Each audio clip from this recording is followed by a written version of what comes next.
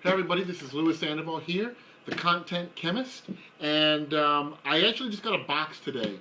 Now, if any of you listen to my Tech in 20 podcast, you probably heard on Tuesday that I was not a big fan of Klout, and I'm going to stand by that. I'm not a fan of Klout really because I'm not sure if it's an accurate way of measuring reputation. I think it is a measuring tool, but I don't think it's the end-all be-all. But yet it seems to be something that everybody has attached themselves to. Now, it just so happens I happen to have had a high enough clout to warrant a Klout Perk. And it looks like it's telling me my clout has earned me a perk. Now, for those of you out there, I had to physically ask for this, that you go to perks and you click on something. It's a little bit of an experiment that I'm working with Klout right now. On Tuesday I talked about how in a week I was actually able to game the system and shot my clout up pretty significantly just by purposely being active almost around the clock.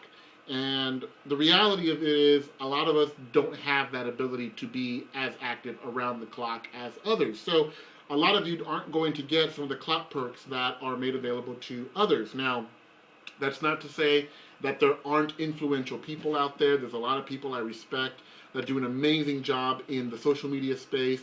They're great minds, great marketers, great content creators. But I think for the vast majority of us who do participate in the space but maybe aren't public speaking at a large scale or blogging every day or constantly creating content, we are kind of left in the dark. But that being said, this is why I wanted to show you what I have here today. It looks like the perk that I had signed up for was for a Windows 7 phone from Microsoft. My clout was high enough to warrant them sending me a phone, and I kind of wanted to do an unboxing for you. I've never played with a Windows 7 phone. I saw their interface at South by Southwest probably in 2009. They had a booth for Windows 7. I never actually touched or held a device, but I did see their interface. I've seen a lot of pictures. I've seen some demos online, but I've never held a Windows 7 phone, so this will be a first for me as well. So this is the big orange box that came in. There was cellophane wrap around it. That's already been removed, but we're going to go ahead and open it up, and looks like it says boom. All right, and there's some verbiage in here. You just got perked.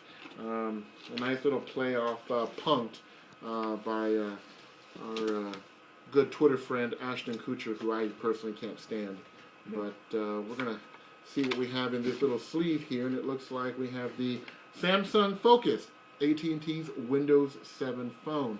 I don't know if this is a good thing or a bad thing. I mean, it's free, right? So I haven't necessarily read reviews on the Focus, but I am excited to see what Windows 7 is offering. So it looks like we got some packaging here with some print material, and underneath is the actual phone. Texting and driving, it can wait. So a nice little PSA announcement. Somebody paid some good money for that.